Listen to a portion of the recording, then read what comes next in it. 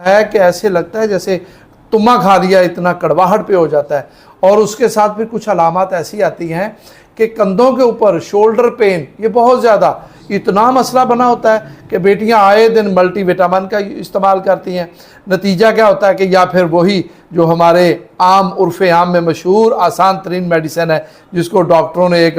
छोशा समय की जनाबली शुरू किया हुआ है कि जी आपको कोई भी प्रॉब्लम है तो आप पैराडोल ले लें, तो फौरी तौर पे पैराडोल का इस्तेमाल करती हैं। उसका नतीजा क्या निकलता है? तसलसल के साथ अगर आपको शोल्डर पेन है, तसलसल के साथ अगर आपके हाथ पांव सुन्न हो रहे हैं, आपकी पिंडलियों में दर्द महसूस हो रहा है और आपकी एड़ियों में इतनी दर्द है कि नाकाबिले बर्दाश्त, और कभी कभी तो आप मामा से कहते हैं कि मामा कोई बात नहीं, आप मेरे पाँव दबा दें, तो ऐसी तब कैफियत बनती है। तो उसकी असल प्रॉब्लम ये होती है कि अब अगर हम इसकी हिस्ट्री में पीछे जाएं तो मेरा बेटा आपका जो मंथली सर्कल